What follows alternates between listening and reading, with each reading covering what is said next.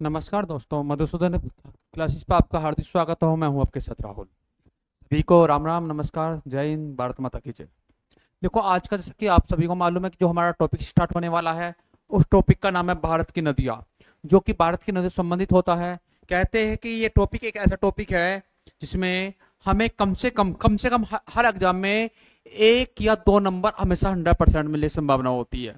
अगर देखो यहाँ से डायरेक्ट क्वेश्चन आता है तो अच्छी बात है, और यदि डायरेक्ट नहीं आता तो इनडायरेक्ट तो यहाँ से 100% क्वेश्चन आता है भारत की नदियों से। तो आज का हमारी क्लास होती है, क्लास नंबर 4 है ज्योग्राफी की। कहते हैं कि ज्योग्राफी की 3 क्लास हो चुकी है। पहले में मैंने आपको भारत का सामान्य भूगोल बताया था। दूसरी और तीसरी वीडियो में मैंने आपको बताया था कि भारत के पर्वत कहाँ पर स्थित है।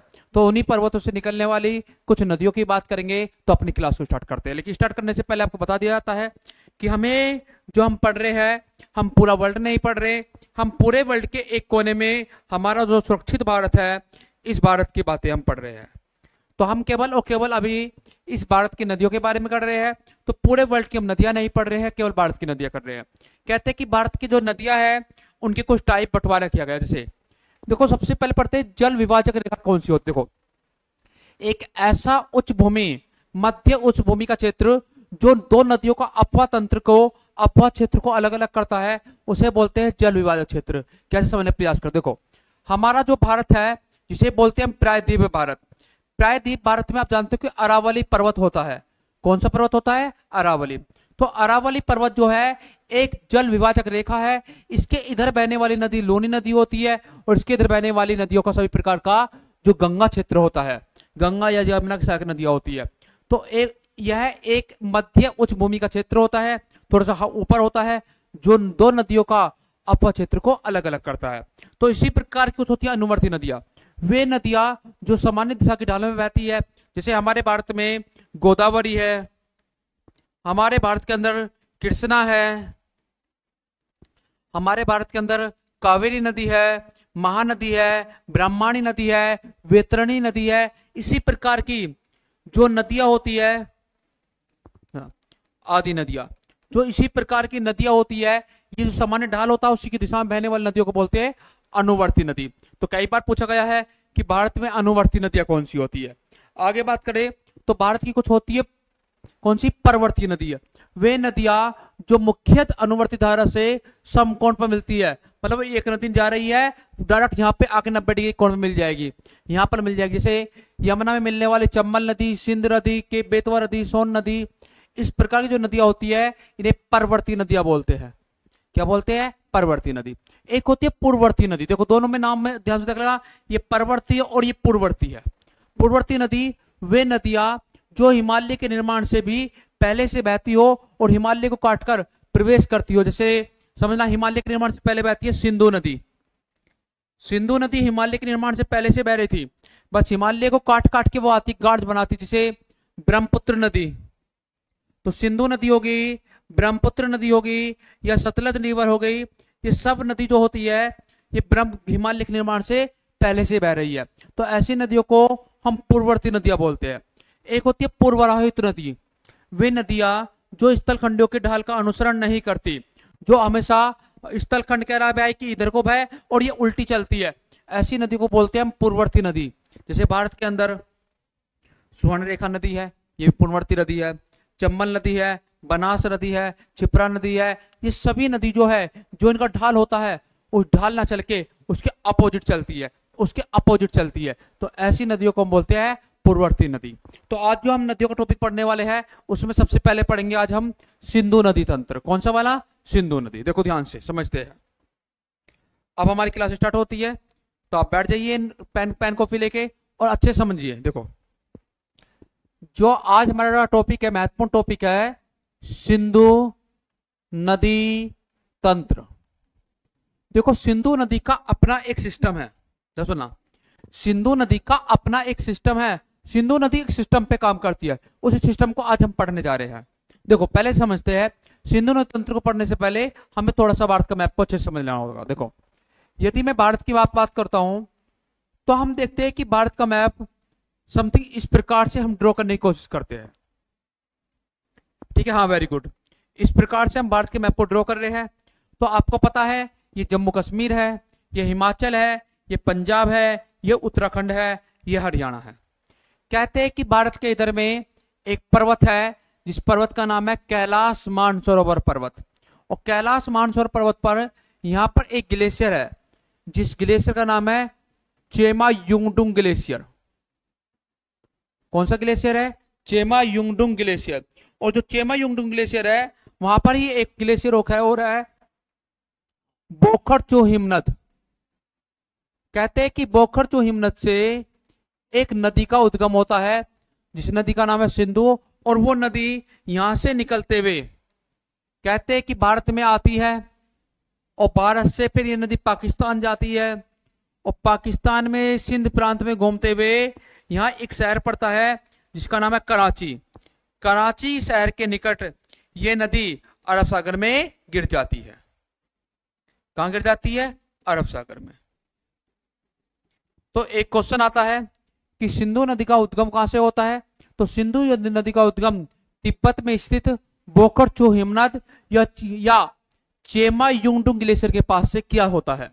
यह नदी भारत में होते हुए पाकिस्तान में जाकर अरब सागर में कराची शहर के निकट गिर जाती है। इस नदी की कुल लंबाई की बात करें तो लगभग 2900 किलोमीटर ये लंबी नदी होती है।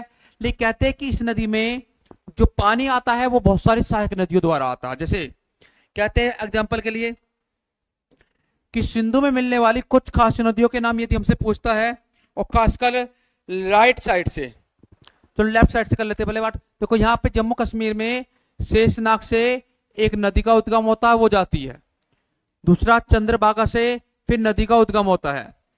फिर एक रोहतांग दर्रे से फिर नदी का उद्गम होता है। और फिर कहते हैं कि व्यासकुंड से एक नदी का उद्गम होता है और आगे यहां से एक नदी होती है और ऐसे ये नदी इसमें मिल जाती है। ये जो नदी है इस नदी का नाम है सतलुज रिवर।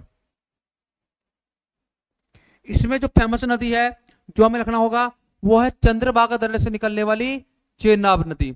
और चेनाब नदी इन नदियों में सबसे लंबी नदी होती है और चेनाब नदी ही कहते हैं कि सिंधु में मिलती है। तो चेनाब नदी ऐसी है जो इनमें सबसे लंबी नदी है और ये निकलती है बड़ा लाचाला दर्रे से। बात क्लियर हो गई? तो सबसे लंबी नदी कौन सी है? चेनाब। कहते हैं कि चेनाब में मिलने वाली ही सतलज है। ये पहले चेनाब में मिलती है फिर ये सिंधु में जाकर मिलती है। यहाँ पर जो व्यास नदी है ये कहते हैं कि भारत से निकल के भारत में मिलने वाली ये निकलती है व्यासकुंड से और व्यासकुंड हिमाचल में है और बड़ा लाचाला भी कहाँ है? हिमाचल प्रदेश में। ये जो है इसे बोलते हैं रावी नदी और रावी नदी निकलेगी रोहतांग दर्रे से। ऊपर की साइड में जो नदी है इस नदी का नाम है झेलम रिवर और ये निकलती है शेषनाग झील से। तो अभी समझ में आ रहा है कुछ कि सिंधु नदी का उद्गम कहां से हो रहा है? आप कहोगे कि सर ये क्या हो गया, ये तो हमारे माइंड से बाहर चला गया, क्योंकि नदियों का मैप लगभग ऐसे ही होंगे। लेकिन फिर मैं आप प्रयास करता हूं आसान से बताने को। देखो ध्यान सुना, बिल्कुल मैप के बिना आसान तरीके से। कहते हैं कि तिब्बत के अंदर, किस देश की बात कर रहा हूं? ये तिब्बत देश की बात कर रहे हैं। तिब्बत के अंदर एक ग्लेशियर है और एक झील है। जो तिब्बत के अंदर ग्लेशियर है वो ग्लेशियर यहां पर है और जो झील है यहां पर है।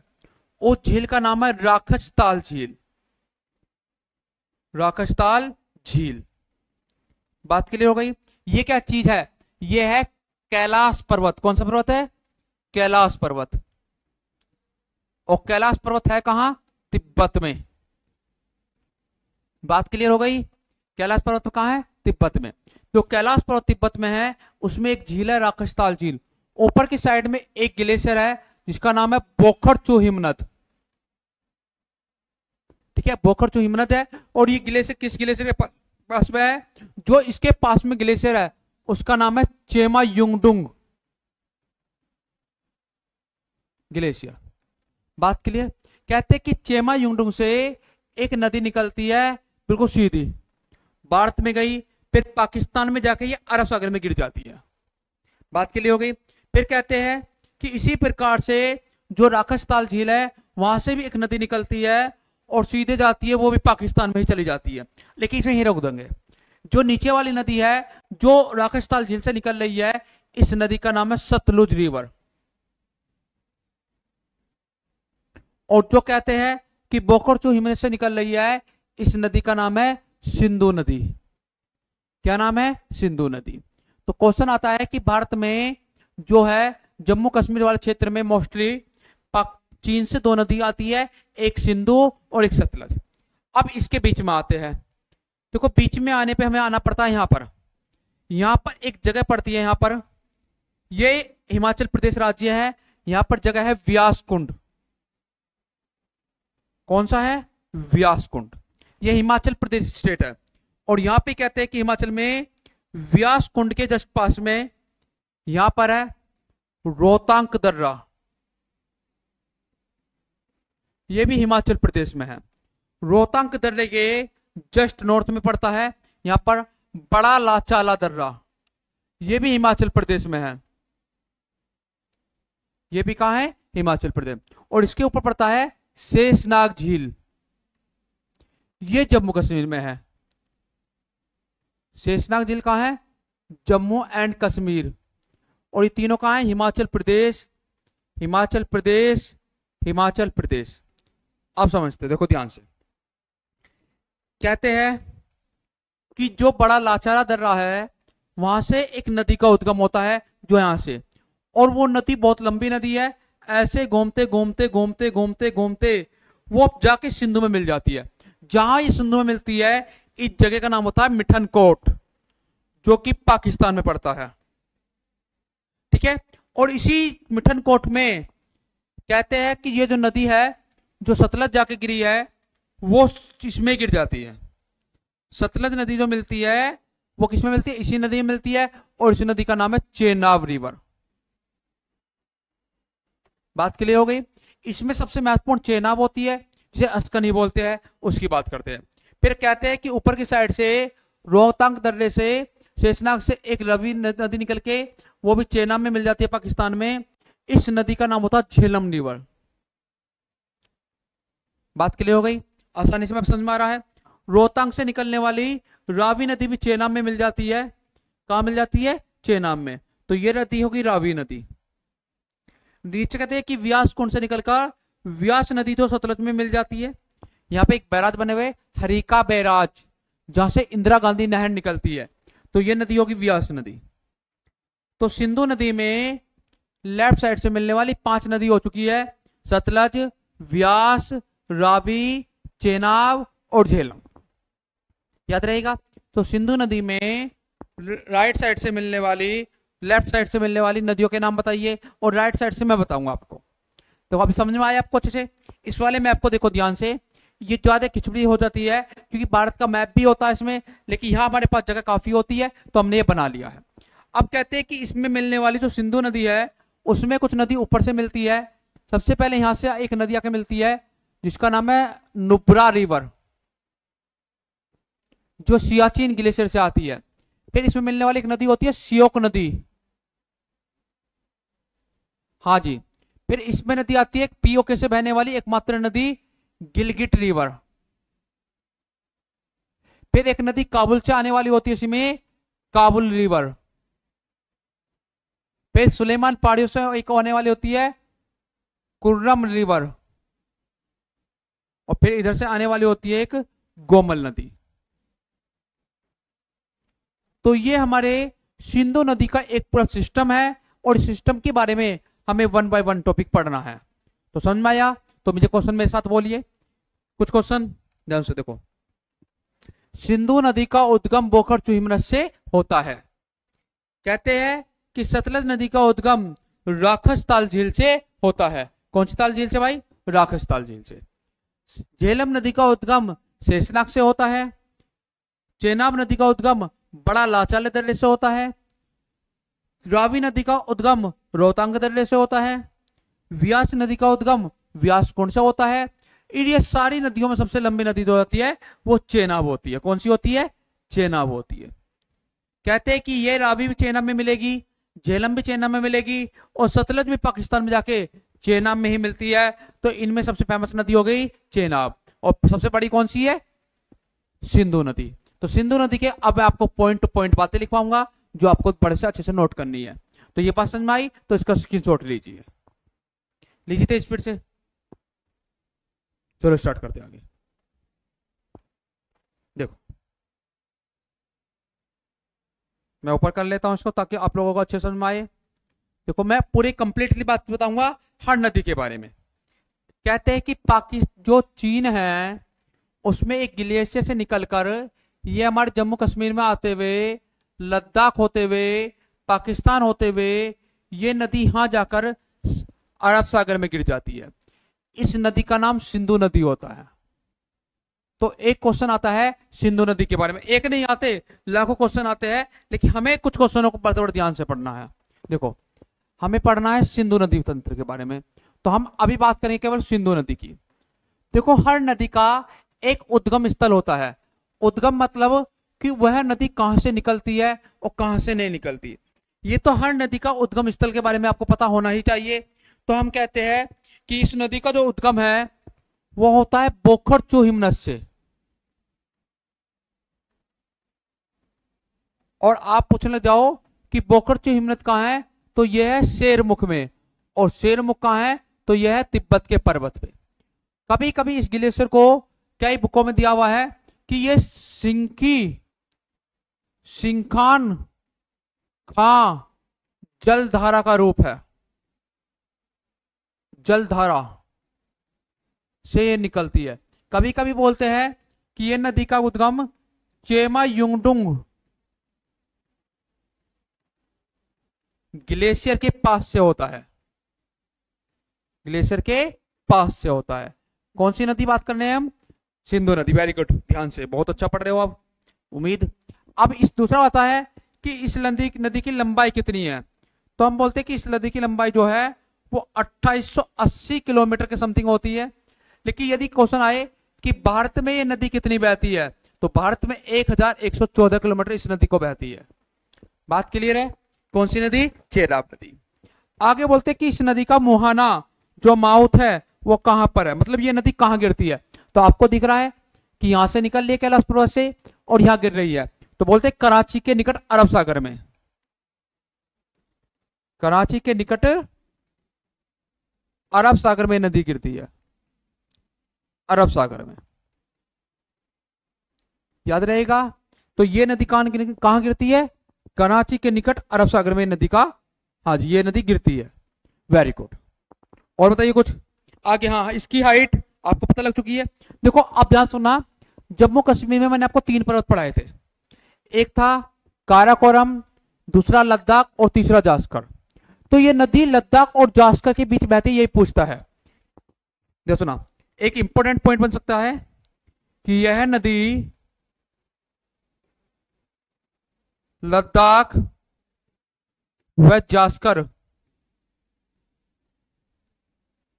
पर्वत श्रेणियों के बीच बहती है। तो ये लाइन बहुत इंपॉर्टेंट है कि ये दो नदी कौन कौन सी दो पर्वत श्रेणी बीच बहती है। तो आप बोलोगे लद्दाख और जास्कर पर्वत श्रेणी के बाद। देखो कहते हैं कि ये नदी जो भारत में प्रवेश करती है, ये दमचौक से प्रवेश करती है। यहां लद्दाख में एक जगह पड़ती है दमचौक। दमचौक, ये दमचौक से भारत में प्रवेश कर रही है। और कहते हैं कि यहां से पीओके में जाती है, ये बुंजी नामक स्थान से पाकिस्तान के पीओके में प्रवेश करती है। कौन सी नदी? सिंधु नदी। कई बार पूछता है सिंधु नदी कहां से प्रवेश करती है, कहां से कर रही है। हाँ, पाकिस्तान में जाती है ये चांगला दर्रे से, हाँ चिल्लड़ के पास से, दर्दिस्तान चिंगल के पास से, दर्दिस्तान। या पाकिस्तान में जा रही है दर्दिस्तान से। देखो ये 3 क्वेश्चन मिलते हैं अलग अलग। तीनों बात को मैं लिख देता हूं एक लाइन में ताकि आपको याद रखे। एक तो आता है कि भारत में प्रवेश। भारत में प्रवेश कहां से करेगी ये नदी? एक क्वेश्चन तो यहां से आता है।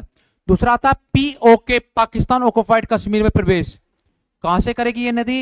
एक क्वेश्चन यहां आता है। और तीसरा आता है पाकिस्तान में प्रवेश। पाकिस्तान में प्रवेश कहां से करेगी ये नदी? एक क्वेश्चन ही आता है। तो हम कहते हैं कि ये जो नदी है, यदि भारत में प्रवेश की बात करें तो ये करती है दमचौक से, और दमचौक है लद्दाख में। पहली बात क्लियर हो गई। दूसरा आता है कि पाकिस्तान में जब प्रवेश करती है पीओके में, ये करती है बुंजी से। बुंजी एक जगह का नाम है पप्पी के ओके में। और यदि पूछे पाकिस्तान में प्रदेश करते हैं ये दर्दिस्तान से, और ये दर्दिस्तान जो है ये चिल्लड़ के पास है। चिल्लड़ से याद रहेगा कि चिल्लड़ को परेशान है पाकिस्तान, वहां से ही ये पाकिस्तान में प्रवेश करते चिल्लड़ के पास से, याद रहेगा। वेरी गुड, नोट करो तो स्पीड से आगे बात करते हैं। स्क्रीनशॉट लेना है तो ले लो।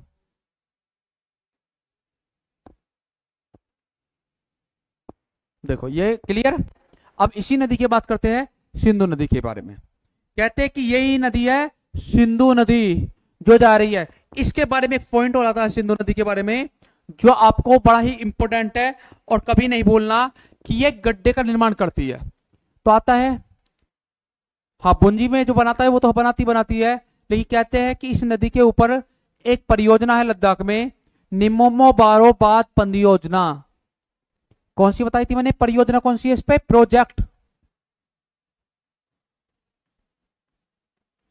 कौन सी है, निम्मो बाजगो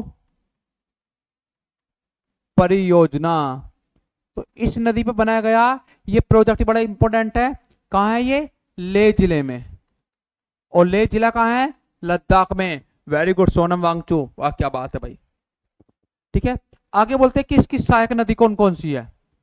सिंधु की सहायक नदी, सिंधु की सहायक नदी। देखो सिंधु की सहायक नदी दो तरीके से है। जब हम इधर से जा रहे हैं ना, कुछ तो पूछ रहा है लेफ्ट से कौन कौन सी सहायक, लेफ्ट से, ठीक है, और कुछ पूछेगा कि राइट से कौन कौन सी सहायक है। तो हमें दोनों प्रकार की सहायक का नाम अलग होना चाहिए, लेफ्ट का अलग और राइट का अलग। जैसे मैं बात करता हूं केवल राइट साइड से, दाएं साइड से, तो पहले मैं बात करूंगा राइट साइड से, जिसे बोलते हैं दाएं साइड से। फिर मैं बात करूंगा लेफ्ट साइड से, जिसे बोलते हैं बाएं साइड से। यदि मैं सिंपल बात करूं कि राइट साइड से सिंधु में मिलने वाली जो फेमस नदी है वो कौन कौन सी है, तो मुझे लिखना होगा नुब्रा है, श्योक है, गिलगिट है, काबुल है, कुर्रम है, गोमल है।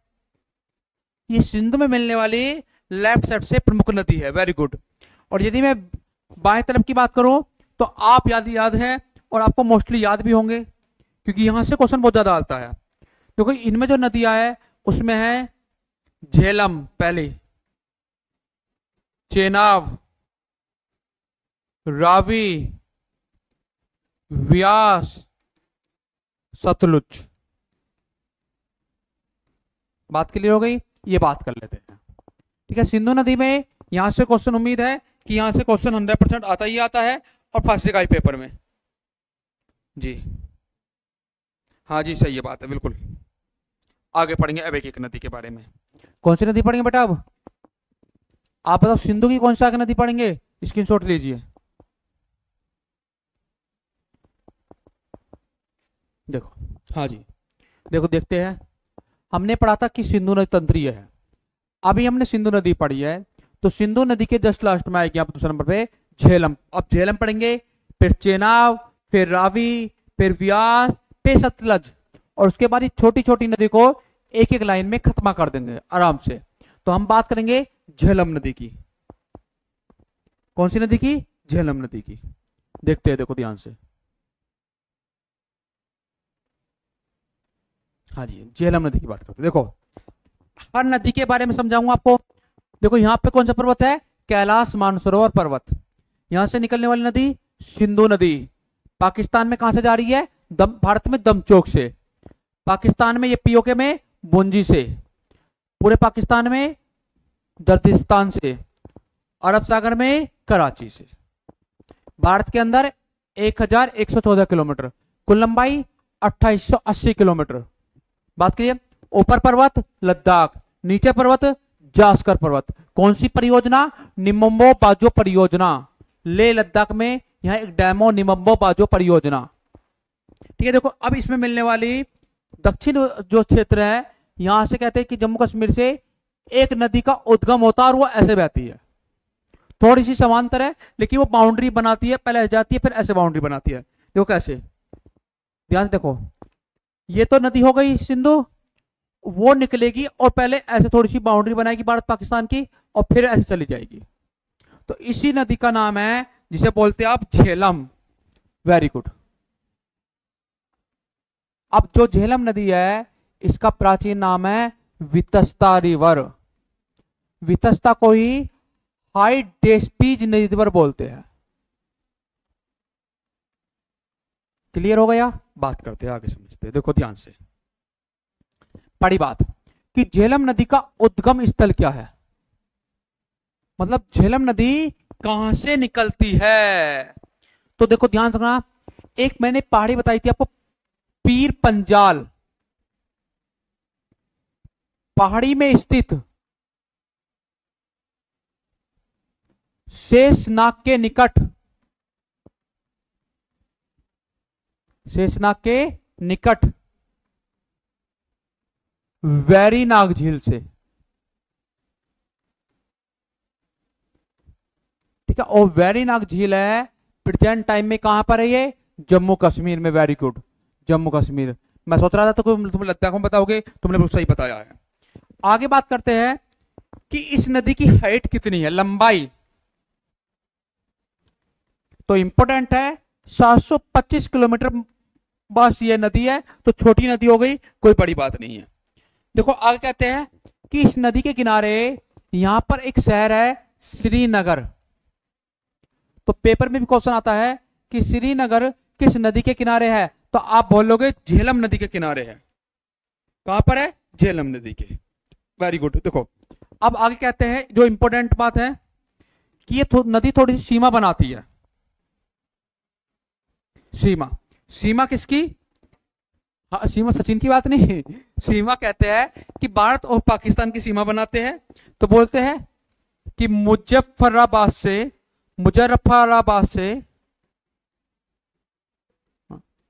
मंगला के बीच भारत व पाकिस्तान की सीमा बनाते हैं। भारत व पाकिस्तान की सीमा बनाते हैं, ठीक है। पूछ लेता है कि ये नदी की सीमा का निर्माण करती है, हाँ करती है। अब कहते हैं कि ये नदी जो है श्रीनगर के किनारे से होकर जाती है, तो श्रीनगर की वुल्लर झील से ये नदी होकर बहती है। तो इंपॉर्टेंट बात है कि इस नदी से संबंधित एक झील है, और कौन सी झील है, हाँ, वुल्लर झील से होकर, हाँ, वुल्लर झील कहां है, श्रीनगर से होकर बहती है। तो क्वेश्चन आ सकता है कि इस नदी के किनारे कौन सा शहर है, तो आप बोलोगे कि इस नदी के किनारे है श्रीनगर। कौन सा नगर, श्रीनगर। कहते हैं कि यह नदी, इसका देखो मुहाना कहां है, पाक में झंग जिले में जाकर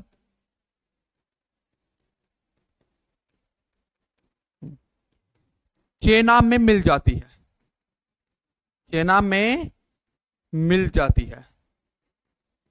तो कई बार पूछता है कि यहां से एक चेनाब रिजर्व जाएगी और ये जाके जो है इस चेनाब में मिल जाएगी। यहां जगह का नाम है झंग जिला। झंग जिला कहां है, पाकिस्तान में। Very good. कहते हैं कि इस पर जो परियोजनाएं है, वहां परियोजना से क्वेश्चन आ जाता है कभी कभी कि झेलम पर जो परियोजना है, एक तो है झेलम की सहायक नदी किशन गंगा पर, जिसे किशन गंगा परियोजना बोलते हैं। बहुत इंपॉर्टेंट है, ये पेपर में आती है। किशन गंगा परियोजना किशन गंगा नदी पर है। हाँ, किशन गंगा नदी को क्या बोलते हैं, क्या बताया था आपने नाम, नीलम रिवर। Very good. इसे नीलम नदी भी बोलते हैं किशन गंगा को। और दूसरी जो महत्वपूर्ण परियोजना है वो है उड़ी परियोजना। उड़ी हमला नहीं, उड़ी परियोजना, ठीक है। तो ये रहा अपना झेलम नदी के बारे में। यहां से 100% क्वेश्चन मिलेगा, टेंशन मत लीजिए आप। चलो तेज स्पीड से स्क्रीनशॉट लीजिए। हाँ जी, झेलम के बाद कौन सी पढ़ेंगे, देखो मुझे भी नहीं पता, आप मैप देखिए और मैप के अकॉर्डिंग बताइए। अभी हमने पहले सिंधु पढ़ी, फिर झेलम, अब कौन सी आएगी, चेनाब रिवर। कौन सी, चेनाब रिवर। मैप को देख के देख के मैप के अकॉर्डिंग चलते रहेंगे हम। तो अब जो देखो, ध्यान से देखो, यहां से निकलने वाली सिंधु नदी, याद कीजिए, दमचौक से प्रवेश भारत में, पुंजी से प्रवेश पीओके में, चिल्लड़ से प्रवेश पाकिस्तान में। बात के लिए इसके पास शेषनाग से निकलने वाली श्रीनगर को होते हुए कौन सी नदी, झेलम नदी जो अभी पड़ा है। अब आएंगे हिमाचल प्रदेश में, और हिमाचल प्रदेश में बोलते हैं कि एक जगह है, कौन सा दर्रा है, हाँ, जहां से हमारी अस्कनी नदी निकलती है, वेरी गुड, बड़ा लाचाला दर्रा। कौन सा है, बड़ा लाचाला दर्रा। तो यदि कोई पूछे कि हिमाचल प्रदेश में कौन सा दर्रा है, बड़ा लाचाला दर्रा, और यहां से एक नदी का उद्गम होता है जिसे बोलते हैं हम चेनाब रिवर। और ये कहते हैं कि चेनाब नदी जाकर ये नदी सीधी सिंधु में मिलती है। तो ये मिलने वाली सबसे लंबी नदी है, सिंधु में मिलने वाली सबसे लंबी नदी कौन सी है, ये वाली है, इसका नाम क्या है, चेनाब। ठीक है, और कहते हैं कि झेलम ऊपर से आके भी वो भी चेनाब में मिलती है। तो चेनाब इसमें सबसे लंबी नदी है। तो हम सबसे लंबी नदियों की बात करेंगे, उसमें से एक नदी का नाम है चेनाब। हाँ जी, हिमाचल प्रदेश से निकलेगी, बहुत अच्छी बात है। लेकिन इसका प्राचीन नाम क्या है, अस्कनी। चलो बात करते हैं इसका उद्गम स्थल की, कि चेनाब नदी का उद्गम जो है वो कहां से है। हाँ जी, बताइए जल्दी से बताइए, कहां से, बड़ा लाचाला दर्रे से, वेरी गुड, बड़ा लाचाला दर्रा। कहां है ये, हिमाचल प्रदेश में। और सबसे बड़ी बात यह है कि जब ये नदी निकलती है तो ध्यान, यह चंद्र व भागा दो जलधाराओं में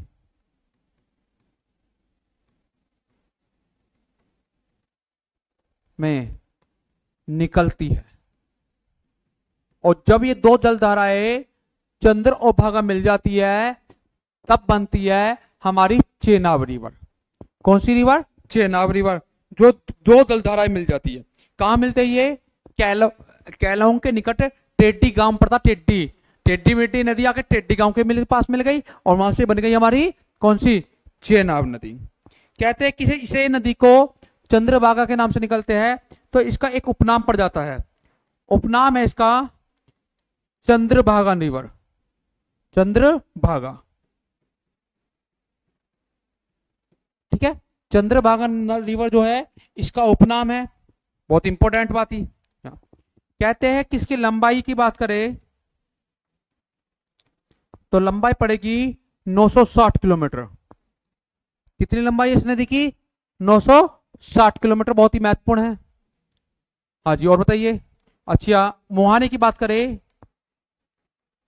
तो बोलते हैं कि यह मिठनकोट के पास, मिठनकोट का पाकिस्तान में, मिठनकोट के पास सिंधु में मिल जाती है, सिंधु में मिल जाती है। तो ये भी इस नदी खास क्वालिटी है कि मिठनकोट शहर आएगा, वहां पर ये नदी सिंधु में मिल जाएगी। कहां मिल जाएगी, सिंधु में। यदि इस पे प्रोजेक्ट की बात करें, प्रोजेक्ट मतलब वही बांध परियोजनाएं, तो दो तीन बांध परियोजना, एक तो सलाल बांध परियोजना है, बहुत ही महत्वपूर्ण मिलता है, एक बगलीहार है, बगलीहार परियोजना है, और एक दुलहस्ती परियोजना है। ठीक है, ये परियोजना आपको याद रख लेनी है। और ये तीनों परियोजना है कहां, JNK मतलब जम्मू एंड कश्मीर में। और ये सिंधु में मिलने वाली सबसे लंबी नदी है चेनाब। तो पेपर में आता है कि सिंधु में मिलने वाली सबसे लंबी नदी कौन सी है, चेनाब है। कौन सी है, चेनाब। आप पीर पंजाल पानी बहती है, किश्तकाड़ में एक गार्ज बनाती है, एक गड्ढा बनाती है, बहुत फेमस है वो भी, बड़े ध्यान से नोट करिए, चेनाब नदी। ठीक है, चेनाब के बाद कौन सी नदी आएगी बताइए। पहले आई है सिंधु, फिर आई है झेलम, फिर आई है चेनाब, अब आएगी रावी। कौन सी नदी, रावी नदी।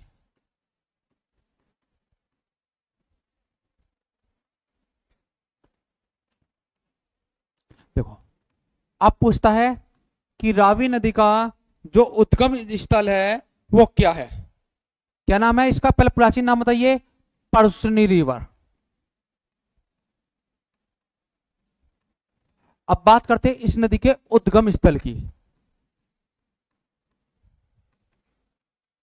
देखो ध्यान से, जो हमारे भारत की रावी नदी है ये हिमाचल प्रदेश से निकलती है, इसमें कोई डाउट नहीं है। 3 नदी हमने देखी है, चाहे उसमें रावी हो, चेनाब हो या फिर व्यास हो, तीनों तीनों ही हिमाचल प्रदेश से निकल रही है। तो यदि हमारी उद्गम रावी नदी की बात करें तो रावी नदी भी हिमाचल प्रदेश से निकल रही है। तो कहा कि इस नदी का स्थल जो है रोहतांग दर्रा है, और रोहतांग दर्रा कहाँ है, हिमाचल प्रदेश से नदी का उद्गम होता है। कोई बड़ी बात नहीं है, आसान सी बात है, आपको याद रहनी चाहिए। ठीक है, यदि कोई पूछ ले आपसे कि रोहतांग दर्रा कहाँ है तो समझ लेना कि पीर पंजाल पहाड़ी में है। पीर पंजाल पहाड़ी में याद रखेंगे। पीर पंजाल पहाड़ी हमने अच्छे से देखी है कि हिमाचल प्रदेश की एक फेमस पहाड़ियों में से है।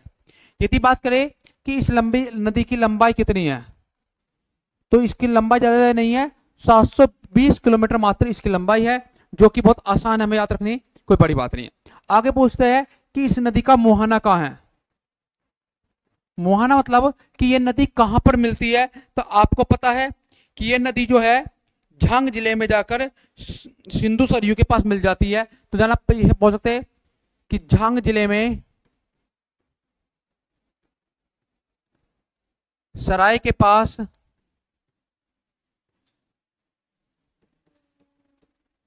सिंधु में मिल जाती है, सिंधु में मिल जाती है। कहां मिल जाती है, सिंधु में मिलने वाली फेमस नदी है, जिसका नाम मैंने बोला है, क्या नाम बोला आपको, रावी नदी। देखो ये नदी जो है ये जब बहती है यहां पर, जब ये नदी जाती कहां पर, पाकिस्तान में, तो इस नदी के किनारे एक लाहौर शहर है। लाहौर बड़ा फेमस जगह है लाहौर। कहते हैं कि लाहौर होने के कारण इस नदी का जो एक उपनाम पड़ चुका है, और उपनाम है लाहौर के अंदर इस नदी का लाहौर नदी। लाहौर नदी कहां है, लाहौर में है। और लाहौर या लाहौर नदी अलग नहीं है, इसी नदी को लाहौर नदी बोला गया है। बड़े ध्यान से देखो, ये अमृतसर का नाम सुना होगा, अमृतसर स्वर्ण भूमि। गुरदासपुर का नाम सुना होगा, कहा जाता है कि गुरदासपुर से सनी देओल सांसद चुनाव लड़े थे और वो सांसद भी थे। तो अमृतसर और गुरदासपुर की जो सीमा बनाने वाली नदी है ना, उस नदी का नाम क्या है, रावी नदी है। ये एक सीमा भी बनाती है।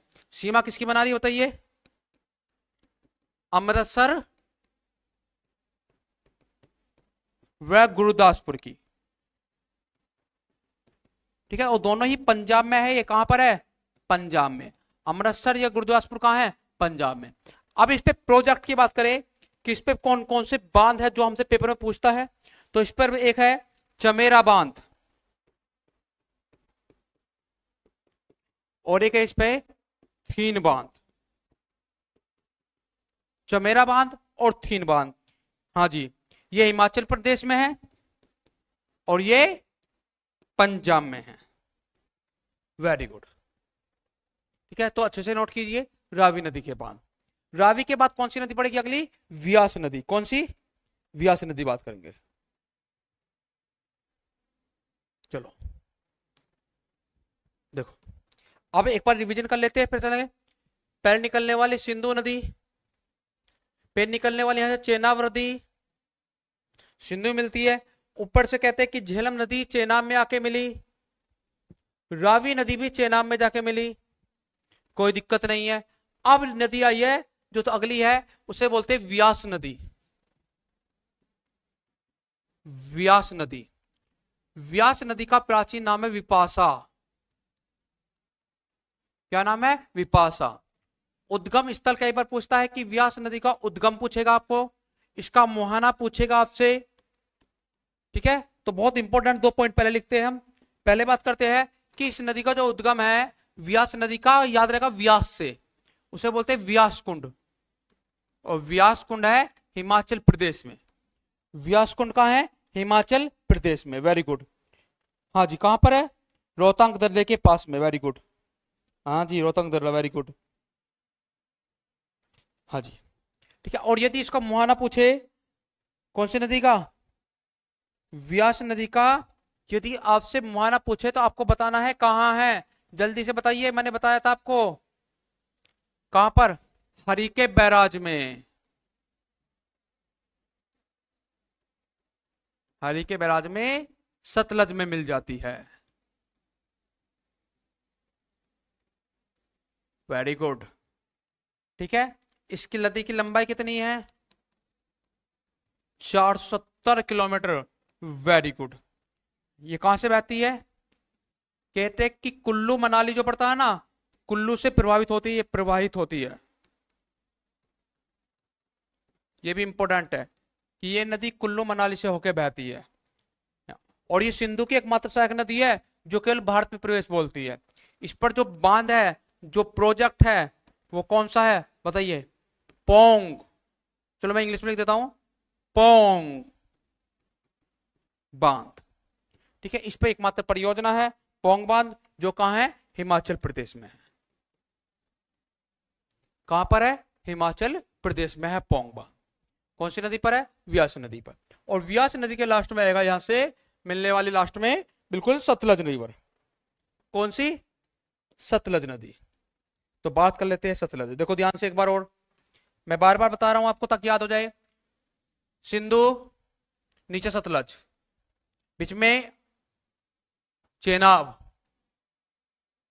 व्यास यहां से मिल गई है, रावी यहां से मिल गई है, झेलम यहां से मिल गई है। तो अप नदी है सतलुज रिवर, बड़ी फेमस रिवर है। नाम बताइए प्राचीन, Satudri. Very good. Comment box अच्छे चलते हैं आपके। देखो सतलज रिवर जो है उसकी जो सहायक नदी है उसका नाम है सतुद्री। यहां से कुछ महत्वपूर्ण पॉइंट की बात करेंगे। पहले पूछता है कि इस नदी का जो उद्गम है वो कहां से हो रहा है। तो बताया मैंने आपको, राक्षसताल झील से। और राक्षसताल झील कहां है, हाँ मानसरोवर, राक्षसताल झील से, कैलाश मानसरोवर पर्वत पे। यदि इसकी बात करें कि इस नदी की लंबाई कितनी है, क्योंकि ये नदी भी काफी बड़ी नदी है, इसकी लंबाई बोलते हैं कि समथिंग 1500 किलोमीटर के आसपास इसकी लंबाई है लगभग। ठीक है, और इस नदी के यदि मुहाने की बात करें, मुहाना मतलब कि ये नदी समुद्र में पानी जो गिराएगी, कहां पर गिराएगी, कहां पर गिराएगी जल्दी बताइए। हाँ जी मैं बोल, हाँ सिंधु में गिराएगी, कहां पर गिराएगी, लेकिन क्वेश्चन ये है,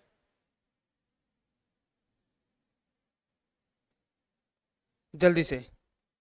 वेरी गुड, वेरी गुड। ठीक है, हाँ जी हाँ। तो मुहाना है सिंधु नदी में, पाकिस्तान में।